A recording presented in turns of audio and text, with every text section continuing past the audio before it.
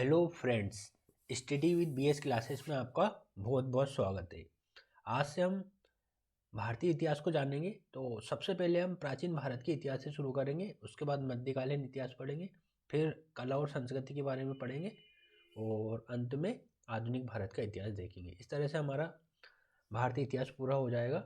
और विश्व इतिहास के बारे में मैं पहले ही पढ़ा चुका हूँ, विश्व इतिहास के बारे में पहले ही मैं वीडियो बना चुका हूँ। तो स्टार्ट करते हैं आज का वीडियो। ठीक है, प्राचीन भारत में सबसे पहले जानेंगे हम इतिहास क्या होता है। इतिहास क्या होता है? वर्तमान के प्रकाश में अतीत का अध्ययन इतिहास कहलाता है। ठीक है, अब इतिहास की जानकारी के स्रोत कौन कौन से? सबसे पहले साहित्यिक स्रोत होते हैं, ठीक है, और दूसरे होते हैं पुरातात्विक स्रोत।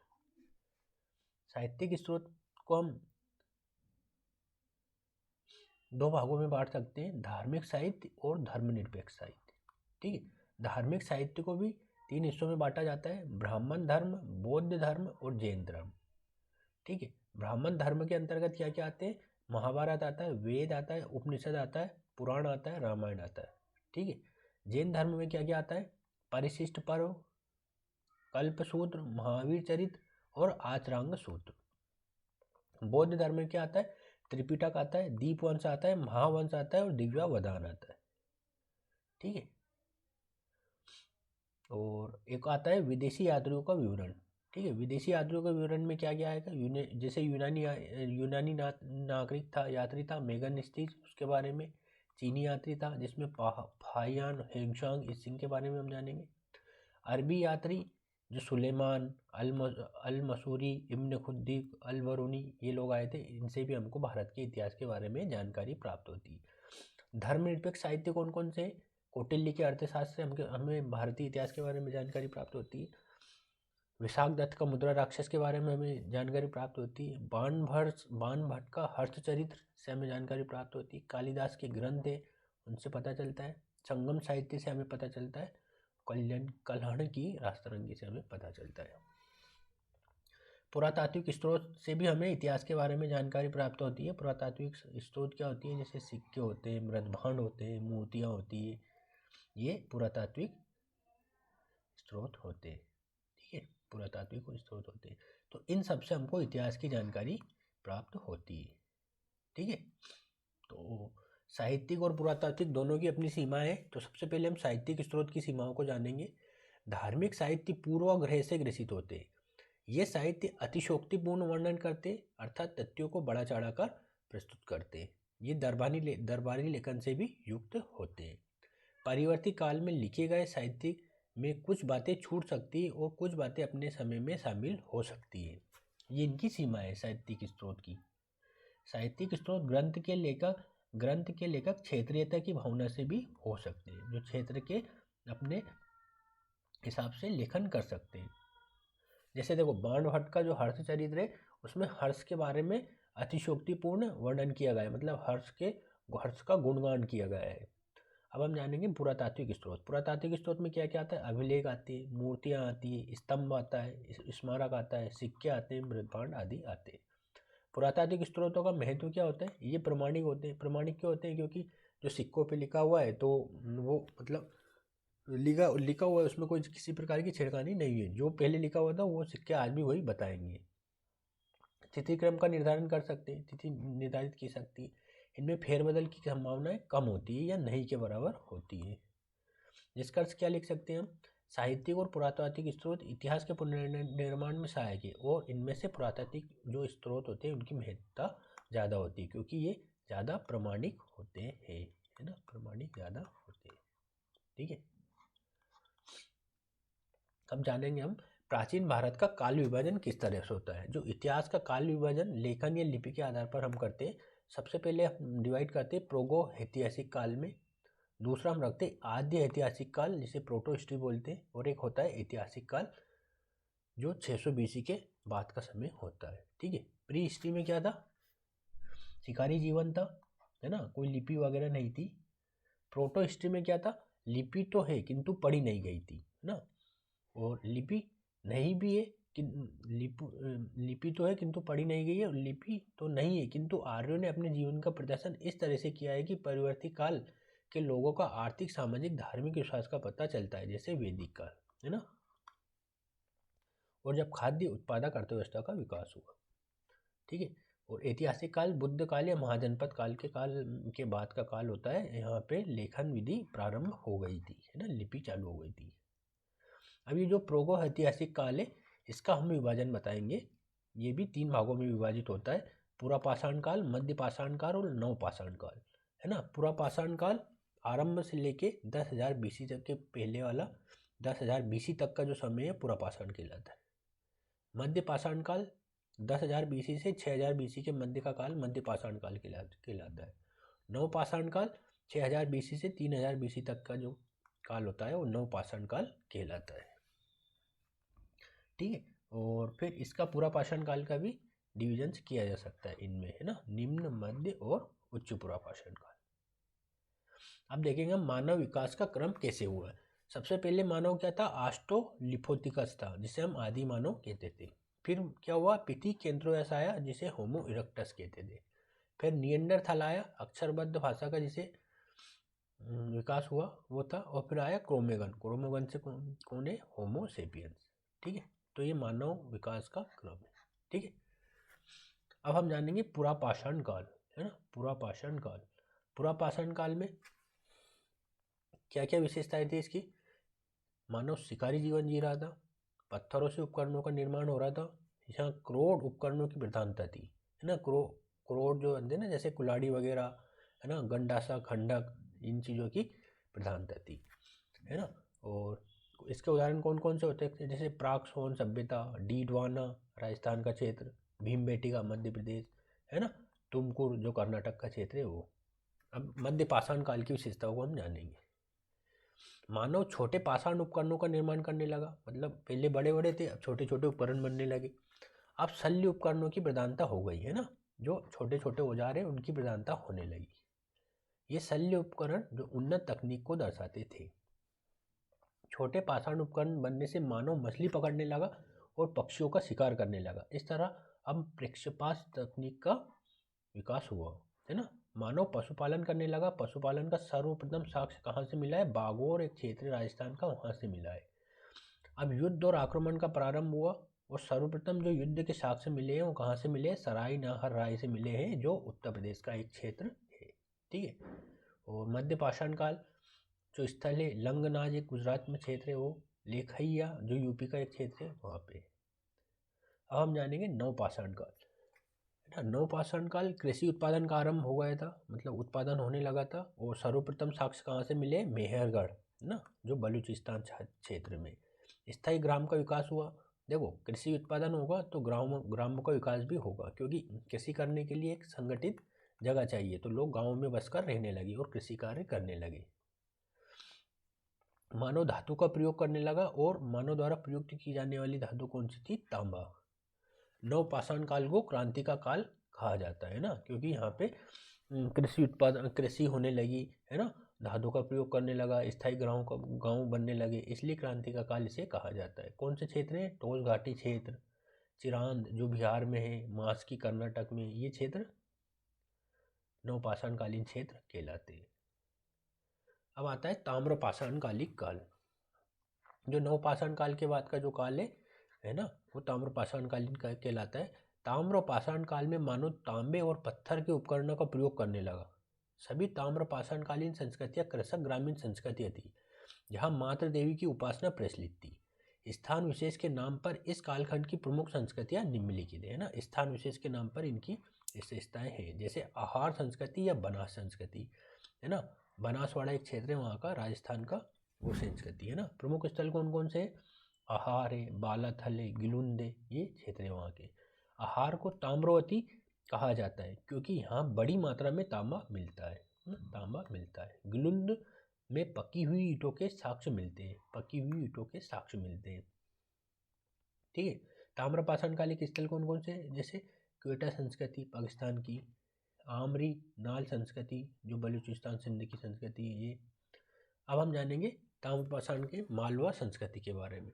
यहाँ कौन कौन से स्थल है, कायथा, एरन, नौदाटोली, है ना, ये मध्य प्रदेश में मालवा संस्कृति के प्रमुख स्थल है। नौदाटोली से अनाज के साक्ष्य मिले। मालवा मृदभांड अपनी उत्कृष्टता के लिए जाने जाते हैं। मालवा के जो मृदभांड या बर्तन जो होते हैं अपनी उत्कृष्टता के लिए जाने जाते हैं। जोरवे संस्कृति जो महाराष्ट्र में थी, इसके प्रमुख स्थान कौन कौन से? जोरवे, नेवासा, इनामगांव और देमाबाद। देमाबाद से गेंडा, हाथी, भैंसा की मूर्तियां मिली है तथा रथ चलाते हुए मनुष्य की मूर्ति भी मिली है। जोरवे की मुख्य विशेषता यह थी कि यहाँ वयस्क व्यक्ति की मृत्यु के उपरांत पैर का निचला हिस्सा काटकर दफनाया जाता था ताकि वे भूत न बन सके। यहाँ उनके अंधविश्वास का प्रमाण है। ठीक है, मतलब क्या था, जो देमाबाद में जो जोरवे संस्कृति, यहाँ पे अंधविश्वास भी प्रचलित था। अंधविश्वास का हमें कैसे पता चलता था कि जो कोई मर जाता था कोई व्यक्ति, तो उसके पैर का जो निचला हिस्सा होता था उसको काट कर दफनाया जाता था व्यक्ति को, है ना, क्योंकि इससे वो भूत न बन सके भविष्य में, मतलब मरा हुआ व्यक्ति, है ना। तो ये उनके अंधविश्वास को दर्शाता था। अब हम जानेंगे हड़प्पा सभ्यता या सिंधु घाटी सभ्यता, है ना। ये बहुत इंपॉर्टेंट होती है, लगभग हर स्टेट पीसीएस और यूपीएससी में इससे क्वेश्चन आता है। हम इसकी उद्भव की स्थितियाँ जानेंगे और इसका प्रभाव वगैरह हुआ क्या क्या जानेंगे। ठीक है, ये सब मैं आपको बताने वाला हूँ। ठीक है, विदेशी प्रभाव, है ना, देशी प्रभाव क्या क्या था, कौन कौन लोग इसमें थे। ठीक है, इसका कालक्रम कब से कब तक माना जाता है ना, यहाँ लिख देता हूँ मैं, हड़प्पा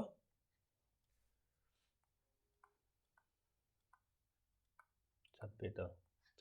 ठीक है, 2350 बीसी से 1750 अराउंड बीसी तक हड़प्पा सभ्यता का कार्यकाल माना जाता है। ठीक है, ये इसकी विशेषताएं क्या क्या है? एक कांस्यूगुइन सभ्यता थी, नगरीकृत सभ्यता थी, जल निकास और जल संरक्षण से युक्त सभ्यता थी, है ना, कौन सी? हड़प्पा सभ्यता। नगर द्विस्तरीय नगर थे, एक पश्चिमी भाग कहलाता था, एक पूर्वी भाग कहलाता था। पश्चिमी भाग गढ़ी या दुर्ग कहलाता था, एक सुरक्षा दीवार होती थी, है ना, और यहाँ पे शासक वर्ग निवास करता था, मतलब जो वहाँ का एडमिनिस्ट्रेटर लोग थे वो इसमें निवास करते थे। और पूर्वी भाग निचला शहर था और यहाँ पे सामान्य लोग रहते थे। धोलावीरा एक जगह है, यहाँ से त्रिस्तरीय संरचना मिली है। हाल ही में धोलावीरा को विश्व विरासत स्थल भी घोषित किया गया है ना, यूनेस्को के द्वारा। ठीक है, और यहाँ से जल निकास की उत्तम व्यवस्था थी, कहाँ से? धोलावीरा से। अब एक प्रश्न आता है, हड़प्पा सभ्यता में सर्वाधिक मात्रा में प्रयुक्त धातु कौन सी थी? तो आप यहाँ पे कांसा नहीं लगाना है, क्योंकि कांसा का निर्माण किससे होता था? तांबा और टिन से होता था। तो तांबा यहाँ पे सर्वाधिक मात्रा में प्रयुक्त होता था। ठीक है, एक थी एक कांस्यूगुइन सभ्यता, लेकिन सबसे ज़्यादा प्रयुक्त क्या होता था? तांबा प्रयुक्त होता था, क्योंकि कांसे का निर्माण तांबे से होता था। अब आता है नेक्स्ट क्वेश्चन, हड़प्पा सभ्यता में सर्वाधिक संख्या में क्या थे? तो आपको पता है कि क्या है? नगरीकृत सभ्यता। नगरीकृत सभ्यता है, लेकिन सबसे ज़्यादा यहाँ पे गांव थे ना, बड़े बड़े नगर थे लेकिन गांवों की संख्या ज़्यादा थी, तो सर्वाधिक संख्या में गांव थे। इसमें आपको कंफ्यूजन नहीं होना है कि नगरीकृत से नगर लगाना है, ये नहीं लगाना है। ठीक है, अब जानते हैं हम हड़प्पा सभ्यता के नगर निर्माण की योजना। हड़प्पा सभ्यता में सामान्यतः नगरों का विभाजन पूर्वी और पश्चिमी भाग में होता था। पश्चिमी भाग को गढ़ी या दुर्ग कहते थे, जो सुरक्षा दीवार से घिरा था, जिसमें शासक वर्ग के लोग रहते थे। तो पूर्वी भाग निचला हिस्सा शहर के नाम से जाना जाता था, जिसमें सामान्य जन रहते थे। किंतु धोलावीरा नगर का विभाजन 3 भागों में दिखाई देता है, और यहाँ दक्षिण में भी आवाज बने थे, जो मैंने पहले बताया था अभी इसके ऊपर कि धोलावीरा में त्रिस्तरीय संरचना पाई जाती है। नेक्स्ट, सड़कें प्रायः कच्ची बनाई जाती थी, किंतु पक्की सड़क का साक्ष्य भी मोहनजोदड़ो से मिलता है, मतलब मोहनजोदड़ो से पक्की सड़कों के साक्ष्य भी मिले हैं। जल निकास की उत्तम व्यवस्था थी और नालियाँ ढकी होती थी। पेयजल स्रोत से नालियों को दूर बनाया जाता था। ढलान वाले स्थान पर भी नालियों को सीढ़ीदार बनाया जाता था, ताकि पानी के वेग को कम किया जा सके। ठीक है, मतलब ढलानदार, है ना, ढलानदार बना रहता था, ढलान बनी रहती थी, जिससे पानी एकदम तेज गति से ना गिरे। हड़प्पावासी जल संरक्षण पर विशेष बल देते थे। जहां वर्षा की कमी और भूमिगत जल उपयोग के लायक नहीं था, जल संरक्षण के लिए धोलावीरा में विभिन्न जलाशयों का निर्माण किया गया ताकि वर्षा के समय उन्हें भरकर अपनी आवश्यकता की पूर्ति की जा सके। इस तरह जल संरक्षण और जल निकास की यह योजना वर्तमान नगर निर्माण में बहुत महत्वपूर्ण है। मतलब कभी कभी यूपीएससी के मेंस में प्रश्न आ जाता है कि हड़प्पा संस्कृति से हम जल निकास की प्रणाली जो वर्तमान नगर नियोजन में कैसे प्रयोग कर सके। तो इन उदाहरणों को आप लिख सकते हैं धोलावीरा वगैरह के। ठीक है। नगरों में मकान का मुख्य द्वार मुख्य सड़क की ओर नहीं खुलता था, बल्कि पीछे की ओर गलियों में खुलता था ताकि धूल, गंदगी और दुर्घटना से बचा जा सके। तो ये वर्तमान में कैसे प्रासंगिक हो जाएगा? वर्तमान में स्वच्छता से प्रासंगिक हो जाएगा, है ना, और वायु प्रदूषण से बचने के उपाय में आ सकता है। मकान पक्की ईंटों से बनाए जाते थे, किंतु कालीबंगा से कच्ची ईंटों के निर्माण का साक्ष्य मिला है। मकान में ईंट को चूने गारे से जोड़ा जाता था। हड़प्पा निवासी भवन निर्माण में उपयोगिता पर विशेष बल देते थे, अलंकरण का नहीं। मतलब भवन का जो निर्माण होता था उसमें उपयोगिता का ध्यान रखा जाता था, है ना। मतलब ज़्यादा वो साज सजावट कम ज़्यादा नहीं की जाती थी, उनकी उपयोगिता, उनका उपयोग ज़्यादा होना चाहिए, अलंकरण पर ज़्यादा ध्यान नहीं देते थे। कालीबंगा से अलंकृत ईंटों के साक्ष्य मिले। कहाँ से मिले? कालीबंगा से अलंकृत ईंटों के साक्ष्य मिले। अब हड़प्पा का हम भौगोलिक विस्तार जानेंगे। तो उत्तर में अंतिम बिंदु कौन सा है? मांडा, जो कश्मीर में है। ठीक है। आलमगीरपुर कहाँ पे है ना? ये उत्तर का क्षेत्र है आलमगीरपुर। ठीक है, ये उत्तर प्रदेश के क्षेत्र, उत्तर प्रदेश में। ठीक है। सुतकांगेडोर है, ये सबसे पूर्वी है। सॉरी, आलमगीरपुर सबसे पूर्वी है ना। मांडा ये सबसे उत्तरी है, ये पूर्वी है। सुतकांगेडोर पश्चिमी, और देमाबाद जो महाराष्ट्र में है, ये दक्षिणी सीमा बनाता है। ठीक है। अब हम कुछ स्थान जानेंगे। ये यूपीपीसीएस में मेनली पूछे जाते हैं ऐसे स्थान। ठीक है। और एक दो बार एमपीपीएससी यानी स्टेट या यूपीएससी में भी पूछे गए, है ना। तो ये स्थान को याद करना आपके लिए बहुत महत्वपूर्ण हो जाता है। अब मैं बताता हूँ कुछ स्थान। जैसे अफगानिस्तान में सोतुघई मंडीकक, राजस्थान में कालीबंगा, सिंध में मोहनजोदड़ो, चन्हुदड़ो, आमरी और कोट डीजी, पंजाब है ना, पूर्वी पंजाब और पश्चिमी पंजाब। पश्चिमी पंजाब में हड़प्पा, पूर्वी पंजाब जो भारत में रोपड़, बारा, संगोल। उत्तर प्रदेश के कौन कौन से स्थल है? आलमगीरपुर, हुलास एक बार यूपीपीसीएस की प्री में पूछा जा चुका है। हरियाणा बनवाली, मिथाटल, राखीगढ़ी। गुजरात में कच्छ वाले क्षेत्र में देसलपुर, धोलावीरा और सुतकोटड़ा। ठीक है, देसलपुर यूपीएससी में पूछा गया है। ठीक है। काठियावाड़ में रंगपुर और लोथल। ठीक है ना। रंगपुर या देसलपुर में से दोनों में से एक यूपीएससी में पूछा गया था, ये आप देख सकते हैं, है ना। बलूचिस्तान से कौन कौन से? सुतकांगेडोर, सत्याकोकोह, डाबरकोट और बालाकोट, है ना। तो ये सारे नाम आपको मुख जबानी याद होने चाहिए, जितने भी मैंने ये नाम बताए। अब आते हैं हम हड़प्पा सभ्यता की विशेषता। हड़प्पा सभ्यता की विशेषता में सबसे पहले हम जानेंगे राजनीतिक विशेषताएं। हड़प्पा सभ्यता में केंद्रीकृत शासन व्यवस्था मौजूद थी, क्योंकि माप तोल की पद्धति एवं नगर निर्माण योजना में एकरूपता दिखाई देती है ना। केंद्रीकृत शासन व्यवस्था थी। शासन का संचालन वणिक वर्ग के हाथों में था, मतलब वहाँ के जो बनिया लोग थे वो शासन व्यवस्था देखते थे, है ना। बनिया जो लोग थे वहाँ के शासन व्यवस्था देखते थे। आर्थिक विशेषता में सबसे पहले हम जानेंगे अर्थव्यवस्था के अंग में कृषि देखेंगे। भूमि, फसल, सिंचाई दो तरह की थी, एक तो वर्षा के अधीन थी और कृत्रिम साधनों से भी सिंचाई की जाती थी, है ना। कृषि का स्वरूप क्या था? निर्वाह भी थी और अधिशेष भी होता था, मतलब दोनों तरह की थी। पशुपालन में देखेंगे, पशुपालन में पशुओं के नाम देखेंगे और उनके उद्देश्य क्या क्या थे। खाद्य सामग्री के लिए, कृषि कार्य के लिए, परिवहन के लिए, सेना में विभिन्न सामग्री के निर्माण में और मनोरंजन के लिए भी पशुपालन का प्रयोग किया जाता था। शिल्प उद्योग में क्या क्या था? अधिशेष कृषि से गैर अधिशेष कृषि कार्य का विकास, शिल्पों में विविधता, श्रम का विभाजन और विशेषीकरण, श्रेणियों और संगठन का निर्माण, ईंट निर्माण उद्योग, मृदभांड निर्माण, आभूषण उद्योग, वस्त्र उद्योग आदि।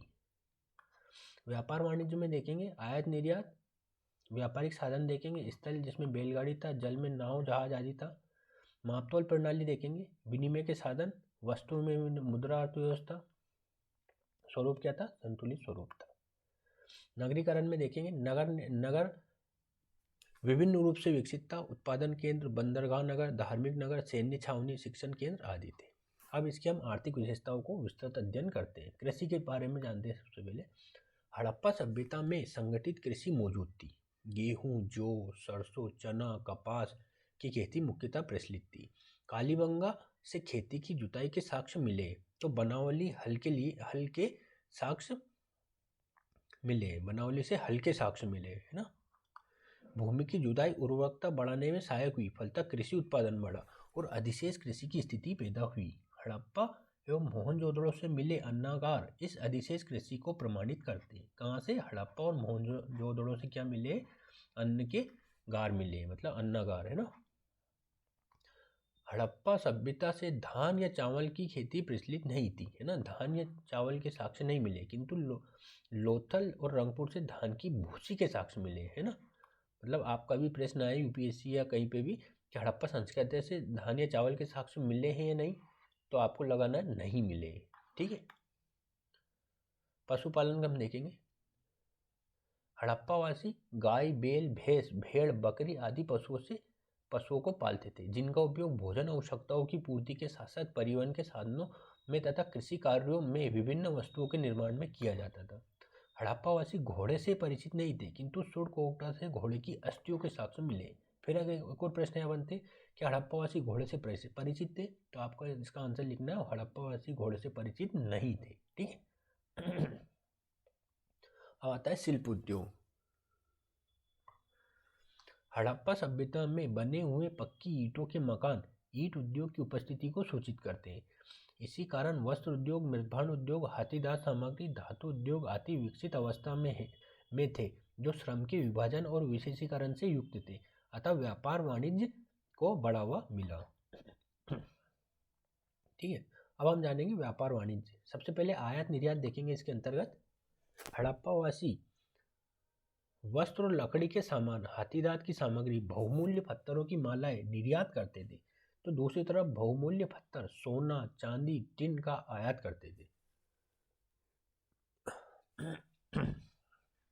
हड़प्पावासी तांबे की प्राप्ति गणेश्वर राजस्थान के क्षेत्र से प्राप्त करते थे, तो बहुमूल्य पत्थर जो लाजवर्द था उसकी प्राप्ति अफगानिस्तान के बदख्शां से प्राप्त करते थे। यातायात के साधन क्या क्या थे? हड़प्पा सभ्यता में यातायात के लिए स्थल और जलमार्ग प्रचलित था। बैलगाड़ी यातायात का सर्वप्रमुख साधन था, तो जल परिवहन के लिए नाव और जहाज का प्रयोग किया जाता था। लोथल एक प्रमुख बंदरगाह था, यहाँ से गोदीवाड़ा, है ना, जो डॉकयार्ड है, उसके साक्ष्य मिले हैं। मापतोल प्रणाली कैसी थी? हड़प्पा सभ्यता में मापतोल की मानक प्रणाली मौजूद थी। मोहनजोदड़ो से तराजू और लोथल से हाथीदांत का एक स्केल मिला है। अब हम जानेंगे विनिमय के साधन। हड़प्पा सभ्यता में वस्तु विनिमय प्रणाली मौजूद थी, है ना। वस्तु विनिमय प्रणाली मौजूद थी। वस्तुतः जो मोहरें मिली है उनका प्रयोग पहचान चिन्ह या सील अंकित करने के लिए किया जाता था, ठीक है। अब हम जानेंगे व्यापारिक प्रमाण। मेसोपोटामिया के सम्राट सारगोन के अभिलेख से हड़प्पा वासियों के साथ व्यापारिक संबंध प्रमाणित होते हैं। इसमें कहा गया है कि दिलमन जो बहरीन कहलाता था, माकन जो मकरान की खाड़ी थी, मेहलुआ जो शब्द है वो हड़प्पा सभ्यता के लिए यूज किया गया है कि व्यापारी हमारे यहाँ जहाज लाते थे, है ना। इस व्यापार में दिलमन जो है, दिलमन कौन? बहरीन मध्यस्थ की भूमिका निभाता था। तो कभी कभी प्रश्न पूछा जाता है कि मेलुहा शब्द किससे संबंधित है ना, तो ये किससे संबंधित है? हड़प्पा सभ्यता से संबंधित है। अब आता है हमारा व्यापारिक संतुलन। इस व्यापार वाणिज्य का संतुलन हड़प्पा सभ्यता के पक्ष में था। इस विकसित व्यापारिक तंत्र ने नगरों के उदय को प्रोत्साहित किया, अतः प्रशासनिक केंद्र के रूप में हड़प्पा और मोहनजोदड़ो नगर अस्तित्व में आए तो लोथल बंदरगाही नगर के रूप में विकसित हुआ। लोथल हड़प्पा सभ्यता की यह विकसित आर्थिक प्रणाली उनके नगर निर्माण योजना में दिखाई देती है। ठीक है, अब हम जानेंगे सामाजिक दशा। हड़प्पा समाज वर्ग विभाजित समाज था जिसमें विद्वान, योद्धा, व्यापारी और श्रमिक मौजूद थे। समाज में आवास की संरचना और समाधि स्थलों पर मिली सामग्रियां समाज में विषमता को दर्शाती है। यह समाज मात्र सत्तात्मक स्वरूप लिए हुए था। हड़प्पाई समाज में विभिन्न प्रजातियां मौजूद थी। कौन कौन सी? भूमध्य सागरीय प्रजाति, प्रोटो ऑस्ट्रेलियाइड, मंगोलाइड, अल्पाइड।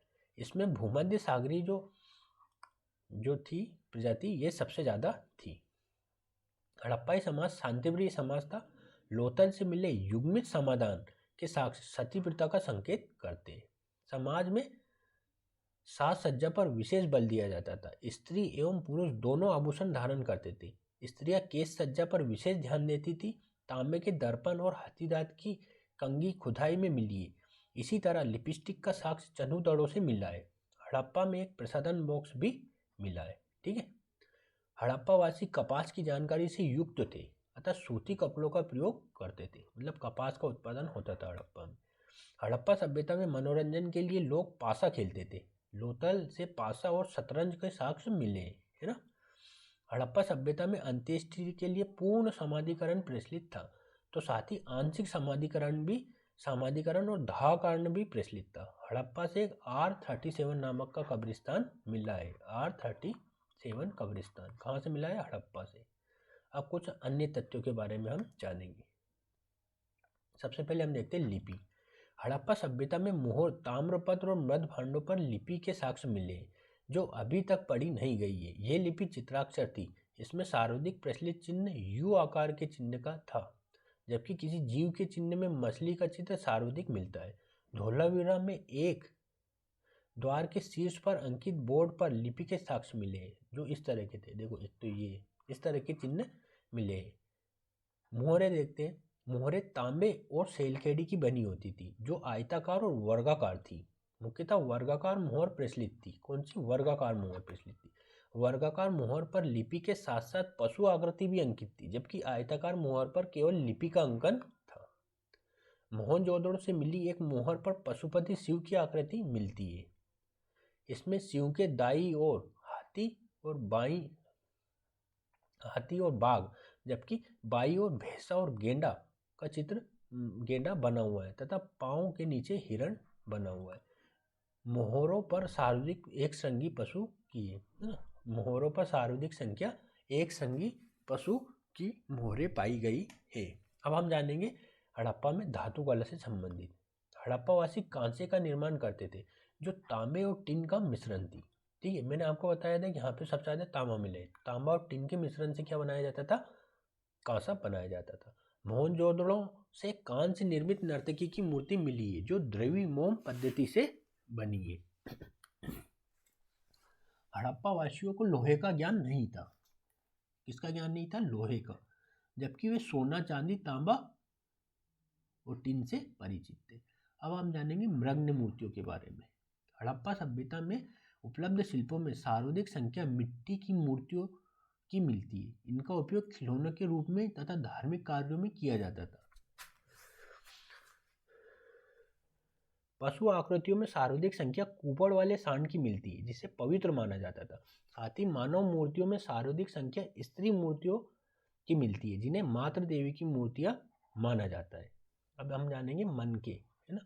मनके बनाने का कारखाना लोथल और चांदूदड़ो में था। बहुमूल्य पत्थर एवं सेलखेड़ी से मनकों का निर्माण किया जाता था।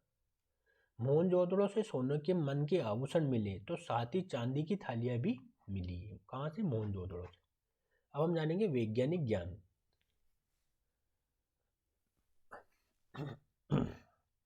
हड़प्पा वासी गणित, धातु विज्ञान, मापतोल प्रणाली, मौसम विज्ञान और ग्रह नक्षत्र की जानकारी रखते थे। उनके भवन निर्माण, ईंट निर्माण, धातु सामग्री निर्माण, जल निकास और जल संरक्षण प्रणाली में भी वैज्ञानिकता देखी जा सकती है। अब हम जानेंगे धार्मिक विशेषताएं। हड़प्पा सभ्यता में मूर्ति पूजा प्रचलित थी किंतु मंदिर नहीं थे। ठीक है, हड़प्पा में मंदिर नहीं थे, ये विशेष बात है। ठीक, मंदिर नहीं थे। माता देवी की उपासना सर्वाधिक प्रचलित थी, तो साथ ही पशुपति शिव की उपासना, नाग पूजा, वृक्ष पूजा, जल पूजा भी प्रचलित थी। कालीबंगा से अग्निकुंड के साक्ष्य मिले जो अग्नि पूजा को सूचित करते हैं। इसी तरह एक मोहर पर बलि प्रथा के साक्ष्य मिले जो समाज में अंधविश्वास और जादू टोने का प्रचलन को सूचित करते हैं। कहाँ से मिले? इसी तरह एक मोहर मिली है, उस पर बलि प्रथा के साक्ष्य मिले जो अंधविश्वास को प्रचलित करते हैं। इसी तरह कब्र या समाधि स्थल से मिली समाधि हड़प्पावासी के परलौकिक जीवन में आस्था को सूचित करती है। अब हम जानेंगे हड़प्पा सभ्यता का पतन कैसे हुआ, है ना। 1750 के आसपास हड़प्पा सभ्यता का पतन हो गया। पतन का अर्थ क्या कहना चाहेंगे? नगरीकरण का जो नगरी चरण था, नगरी वो खत्म हो गया, है ना। वो फिर वापस अपने ग्रामीण क्षेत्र में वो प्रवेश कर गई। तो दो मत मिलते हैं इसके संदर्भ में। पहला मत मिलता है आर्य आक्रमण का सिद्धांत। ये किसने दिया था? गार्डन चाइल्ड और मार्टिन व्हीलर ने दिया था। ये पुरातात्विक दृष्टि से प्रमाणित नहीं हो पाया है। दूसरा है पारिस्थितिकी असंतुलन का सिद्धांत। ये मत स्वीकार्य। पारिस्थितिकी असंतुलन मतलब सूखा, बाढ़, है ना, इस तरह की गतिविधियां। अब हम जानेंगे हड़प्पा सभ्यता के पतन का तात्पर्य सभ्यता के नगरीय चरण की समाप्ति से। वस्तुतः सभ्यता अपने ग्रामीण चरण में पुनः प्रवेश कर गई। सभ्यता के पतन में आर्य आक्रमण का सिद्धांत पुरातात्विक आधार पर प्रमाणित नहीं होता है, अतः पतन में आर्य आक्रमण के मत को स्वीकार नहीं किया जा सकता, क्योंकि हड़प्पा सभ्यता का पतन पहले 1750 के आसपास हुआ, जबकि आर्यों का आगमन 1500 BC या उसके बाद हुआ, इसलिए इस मत को स्वीकार नहीं किया जा सकता। अब आता है नेक्स्ट। पतन के संदर्भ में सर्वाधिक प्रमुख कारक पारिस्थितिकी असंतुलन को माना जाता है। दरअसल बढ़ती हुई जनसंख्या द्वारा संसाधनों के असीमित दोहन से ये असंतुलन पैदा हुआ। फलतः बाढ़, सूखा, नदियों के मार्ग में परिवर्तन और भूकंप आने से कृषि उत्पादन में कमी आई। शिल्प निर्माण और व्यापारिक गतिविधियां सीमित हुई और नगरों का पतन हुआ। इस तरह सभ्यता अपने ग्रामीण चरण में पुनः प्रवेश कर गई, जिससे उत्तर हड़प्पा संस्कृति के नाम से जाना जाता है ना, जिसे उत्तर हड़प्पा संस्कृति के नाम से जाना जाता है। जैसे चनुदड़ों में झूकड़ झाकड़ संस्कृति और पंजाब की बारह संस्कृति। अब इसकी हम निरंतरता के बारे में जानेंगे। हड़प्पा संस्कृति के तत्व परिवर्ती काल में सामाजिक धार्मिक क्षेत्र में देखे जा सकते हैं। इस दृष्टि से हड़प्पा संस्कृति की निरंतरता दिखाई देती है, जिसे निम्नलिखित बिंदु के अंतर्गत समझा जा सकता है। हड़प्पा सभ्यता में माता देवी की उपासना उनके धार्मिक विश्वास का अंग भी थी, जो आगे भी भारतीय समाज में प्रचलित रही, है ना। इसी तरह पशुपति शिव की उपासना, नाग पूजा, जल पूजा, अग्नि पूजा की परंपरा आज भी मौजूद है। हड़प्पा सभ्यता से मिली योगी की मूर्ति योग परंपरा के प्रचलन को सूचित करती है, जो वर्तमान में प्रचलित है। इसी तरह मोहनजोदड़ो से प्राप्त नर्तकी की मूर्ति समाज में नर्तक गान परंपरा को सूचित करती है, जिसका प्रचलन परिवर्ती काल में भी दिखाई देता है। हड़प्पा सभ्यता में स्त्री पुरुषों का आभूषण धारण करना तथा स्त्रियों द्वारा केश सज्जा पर बल दिया जाना आगे भी भारतीय समाज में मिलता है ना, जो महिलाएं आज भी करती है इसे। इसी तरह लोथल से मिले मृदभांड पर चालाक लोमड़ी का कथानक अंकित मिलता है, जो आगे चलकर पंचतंत्र की कहानियों में भी अंकित है। चालाक लोमड़ी कहाँ से? जो लोथल से मिली। इसी तरह वृक्ष पूजा, कुबड़ वाले सांड को पवित्र मानने की परंपरा परिवर्ती काल में भी मिलती है।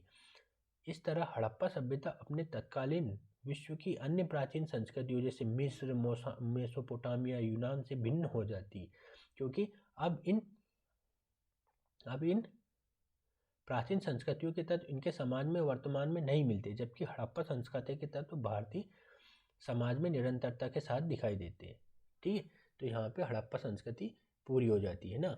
जो लास्ट में मैंने बताया, जैसे स्वास्तिक का चिन्ह भी मिलता है ना वर्तमान में। ठीक है, तो यहाँ पे हड़प्पा संस्कृति कंप्लीट हो जाती है। ठीक है, वैदिक संस्कृति के हम कल जानेंगे, मतलब नेक्स्ट वीडियो में देखेंगे। ठीक है, आज के लिए इतना ही। तो वीडियो देखने के लिए बहुत बहुत धन्यवाद।